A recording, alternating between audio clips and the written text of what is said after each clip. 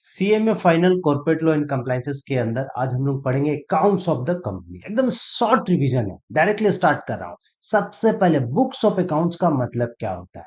Books of accounts का मतलब ये चार चीज होती है, याद रखिएगा। तो ये जो डेफिनेशन है, याद रखिए, इंक्लूसिव डेफिनेशन है। तो बुक्स ऑफ अकाउंट्स इंक्लूड्स लिखिएगा। क्या क्या इंक्लूड्स होता है बुक्स ऑफ अकाउंट्स में? देखिएगा सेक्शन 2 सब क्लोज 13। याद रखिए, चार आइटम इंक्लूड है। Receive and payment book, purchase and sales book, asset and liability book and cost records books. इस चार आइटम को बुक्स ऑफ अकाउंट्स बोलते हैं। अब आगे देखिए सेक्शन 128। अब यहां से आपका ये क्लास चालू होता है, सोच लीजिएगा, बहुत इंपॉर्टेंट सेक्शन। ठीक है, ये बोलता है location, period and maintenance of books of accounts. Books of accounts कहां रखेंगे, लोकेशन क्या होना चाहिए, कितना साल का बुक्स ऑफ अकाउंट होना चाहिए और किस फॉर्म में रखेंगे, ये सेक्शन बोलता है। सबसे पहले देखिए लोकेशंस। सिंपल भाषा में books of account sir registered office में होना चाहिए, registered office of the company. Books of account simple भाषा में रजिस्टर्ड ऑफिस में होना चाहिए, लेकिन कंपनी का बोर्ड चाहे तो दूसरा जगह भी रख सकता है। याद रखिएगा, देखिए क्या लिखा है, books of accounts can be kept in any place in India with board approval. यदि कंपनी का बोर्ड चाहे तो रजिस्टर्ड ऑफिस के अलावा कहीं और भी बुक्स ऑफ अकाउंट्स रख सकता है। यदि कहीं और रखता है तो 7 दिन के अंदर उस कंपनी को एओसी 5 फाइल करना पड़ेगा आरओसी के पास। मतलब 7 दिन में आरओसी को उस नया जगह का लोकेशन का इंटीमेशन देना पड़ेगा। तो समझ में आ गया sir, books of account registered office में रखना चाहिए, बट कंपनी का बोर्ड चाहे तो बोर्ड का अप्रूवल लेके, कंपनी का डायरेक्टर्स का अप्रूवल लेके हम लोग कोई दूसरी जगह भी रख सकते हैं। उसके लिए हम लोग को AOC 5 accounts of company 5 form file करना पड़ेगा आरओसी के पास 7 दिन के अंदर। अब देखिए पीरियड, बुक्स ऑफ अकाउंट कितना साल का कंपनी को रखना चाहिए? कम से कम 8 साल का। याद रखिए प्रीसीडिंग 8 फाइनेंशियल ईयर, कम से कम लास्ट 8 फाइनेंशियल ईयर का कंपनी बुक्स ऑफ अकाउंट्स को रखता है। याद रखिए 8 साल का कंपनी को बुक्स ऑफ अकाउंट्स को रखता है। Period of maintenance of books of account is 8 financial year. अब देखिए इलेक्ट्रॉनिक फॉर्म, याद रखिएगा, बुक्स ऑफ अकाउंट कंपनी चाहे तो इलेक्ट्रॉनिक फॉर्म में रख सकता है, बट एक तो याद रखिएगा नया अमेंडमेंट आया है, बट अकाउंटिंग सॉफ्टवेयर जिस इलेक्ट्रॉनिक फॉर्म में रखेंगे, जिस सॉफ्टवेयर में रखेगा कंपनी, उसके पास ऑडिट ट्रायल का फीचर होना चाहिए। कंपनी अपना books of accounts electronic form में रख सकता है, बट उस इलेक्ट्रॉनिक फॉर्म, उस जैसे टैली, उस सॉफ्टवेयर के पास ऑडिट ट्रायल का फीचर होना चाहिए।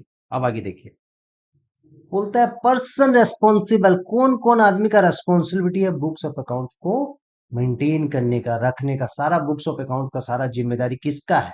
एमडी, कंपनी का एमडी का होल टाइम डायरेक्टर जो फिनांस इंचार्ज होगा, याद रखिएगा, कंपनी का सीएफओ, और बोर्ड किसी और को चाहे तो ऑथराइज कर सकता है बुक्स ऑफ अकाउंट्स का काम के लिए, याद रखिएगा। तो ये समझ में आ गया सर, बुक्स ऑफ अकाउंट्स का मेंटेनेंस का रेस्पॉन्सिबिलिटी कंपनी का एमडी का है, होल टाइम डायरेक्टर जो फिनांस इंचार्ज है सीएफओ का है, और कंपनी का बोर्ड ऑफ डायरेक्टर चाहे तो किसी पर्सन को ऑथराइज कर सकता है। यदि ये काम कंपनी का बोर्ड नहीं करता है तो फाइन लग जाएगा कितना? 50,000 से 5 लाख तक का। याद रखिए, याद रखिए, जो 50,000 से 5 लाख का फाइन किसके ऊपर लगेगा? ये जो ऊपर में जो पर्सन का नाम दिया है, home MD, whole time director, CFO और बोर्ड, किसी पर्सन को ऑथराइज करेगा, क्योंकि इन चारों पांचों पर्सन का रेस्पॉन्सिबिलिटी है कंपनी का बुक्स ऑफ अकाउंट्स को मेंटेन करने का। ये यदि नहीं कर पाते हैं तो इनके ऊपर पनिशमेंट लग जाएगा, फाइन लग जाएगा 50,000 से 5 लाख तक का। ठीक है, अब नेक्स्ट देखिए, एकदम इंपॉर्टेंट एग्जाम क्वेश्चन है, फिनेंशियल स्टेटमेंट क्या होता है? एग्जाम क्वेश्चन है, याद रखिएगा। फिनेंशियल स्टेटमेंट का मतलब क्या है? सेक्शन 2 सब क्लोज 40। फिनेंशियल स्टेटमेंट में ये 5 आइटम आता है: balance sheet, PL account, cash flow statement और statement of change in equity. Share holder list में कुछ चेंज हुआ है वो, या नोट्स ऑन अकाउंट। ये 5 आइटम याद रखिएगा: balance sheet, PL account, cash flow statement और statement of change in equity और statement of share holder list. यदि शेयर होल्डर का लिस्ट में कोई चेंज हुआ है वो, और नोट्स ऑन अकाउंट। ये 5 आइटम मेरा फिनेंशियल स्टेटमेंट है, याद रखिएगा। उसके बाद आप लिख सकते हैं financial statement also include board report and audit report. Audit report और बोर्ड रिपोर्ट भी फिनेंशियल स्टेटमेंट का पार्ट है, याद रखिएगा। और स्मॉल कंपनी और 1 पर्सन कंपनी पे कैश फ्लो स्टेटमेंट बनाने की जरूरत नहीं है। याद रखिएगा। अब सेक्शन 129 को बहुत शॉर्ट में समझाने की कोशिश किया हूं। देखिए सेक्शन 129 बोलता है कि फिनेंशियल स्टेटमेंट, जो कंपनी का फिनेंशियल स्टेटमेंट है, मतलब कंपनी का balance sheet, PL account, cash flow statement etcetera, वो ट्रू एंड फेयर व्यू देगा। मतलब true and fair view presentation होगा। कंपनी का balance sheet and PL account true and fair view होना चाहिए। तो सेक्शन 129 बोलता है कि फिनेंशियल स्टेटमेंट जो है give true and fair view. True and fair view का मतलब समझिए। ट्रू एंड फेयर व्यू मतलब बोलता है कंपनी का जो फिनेंशियल स्टेटमेंट बना हुआ है वो अकाउंटिंग स्टैंडर्ड के हिसाब से होना चाहिए, प्लस शेड्यूल 3 का जो फॉर्मेट है, शेड्यूल 3 का जो रिक्वायरमेंट है कंपनीज एक्ट का, वो कंप्लाइज होना चाहिए। मतलब financial statement true and fair view है, मतलब फिनेंशियल स्टेटमेंट अकाउंटिंग स्टैंडर्ड के हिसाब से होना चाहिए और शेड्यूल 3 के हिसाब से होना चाहिए। मेन चीज यही है। आगे देखिए, ध्यान से समझिएगा। Filing of financial statement section 137 क्या बोलता है, समझिए अच्छा से। फाइलिंग ऑफ फिनेंशियल स्टेटमेंट में क्या क्या चीज आता है, ठीक है।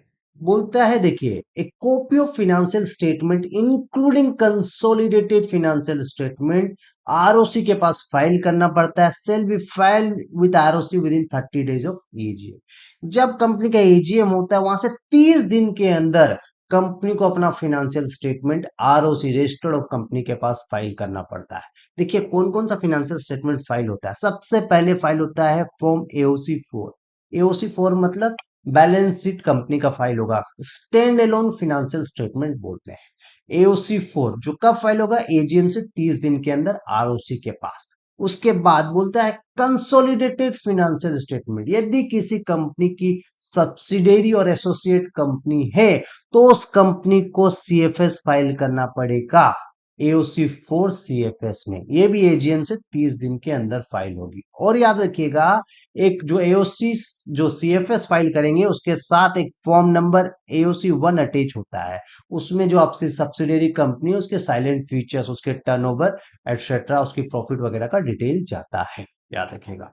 तो और एक चीज याद रखिएगा, कंपनी को अपना जो शेयर होल्डर है, शेयर होल्डर लिस्ट जो फाइल करती है कंपनी एमजीटी 7 में फाइल करती है, वो 60 दिन, एजीएम से 60 दिन के अंदर फाइल होता है, याद रखिएगा। तो अभी सिर्फ बैलेंस शीट की बात हो रही है, तो हमको सर समझ में आ गया कंपनी का बैलेंस शीट एजीएम से 30 दिन के अंदर फाइल होगा, एओसी 4 में फाइल होगा, ठीक है। यदि कंपनी का कंसोलिडेटेड फाइनेंशियल स्टेटमेंट बना, यदि किसी की होल्डिंग और सब्सिडियरी कंपनी है तो उसको एओसी 4 सीएफएस फाइल करना पड़ेगा, ठीक है। अब देखिए फाइन का क्या सिस्टम है, ठीक है। देखिए डिले इन फाइलिंग, यदि आप फिनेंशियल स्टेटमेंट लेट से फाइल करते हैं, मतलब एजीएम से 30 दिन में नहीं, 35 दिन और 40 दिन के अंदर फाइल करते हैं, मतलब डिले हो गया, 30 दिन के अंदर नहीं हुआ, तो 100 रुपया पर डे का फाइन लगेगा, याद रखिएगा। Additional fine ₹100 for each day, लेकिन ये 10 लाख रुपया तक मैक्सिमम जा सकता है। तो additional fine sir financial statement का 100 रुपया पर डे है और मैक्सिमम 10 लाख तक जा सकता है। अब देखिए पर्सन रेस्पॉन्सिबल कौन, किस आदमी का जिम्मेदारी है फिनेंशियल स्टेटमेंट फाइल करने का, याद रखिएगा। जिस आदमी का जिम्मेदारी है फिनेंशियल स्टेटमेंट को मेंटेनेंस करने का, उसी का जिम्मेदारी है। मतलब वही सेम आदमी जो पहले पढ़े अपने एमडी, होल टाइम डायरेक्टर, जो फिनांस इंचार्ज है, और सीएफओ और बोर्ड किसी पर्सन को ऑथराइज किया है तो, ठीक है। और यदि कंपनी नॉन कंप्लायंस करता है फिनेंशियल स्टेटमेंट के लिए, वही फाइन लग जाएगा 50,000 से 5 लाख तक का, या उसको 1 साल का जेल हो सकता है। अब आगे देखिए एग्जाम में आया हुआ क्वेश्चन है, define the term accounting standard. Accounting standard क्या होता है, याद रखिएगा, ठीक है। बोलता है accounting standard means standard of accounting recommend by institute of chartered accountant of India.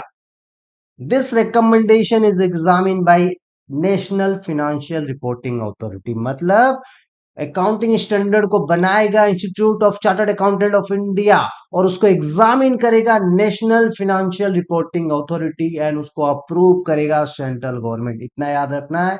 Accounting standard मतलब स्टैंडर्ड ऑफ अकाउंटिंग, रेकमेंड मतलब बनाएगा institute of chartered accountant of India, याद रखिएगा। बनाएगा कौन, institute of chartered accountant of India. Recommend करेगा national financial reporting authority और उसको अप्रूव करेगा सेंट्रल गवर्नमेंट। ये चैप्टर यही क्लोज होता है। Thank you.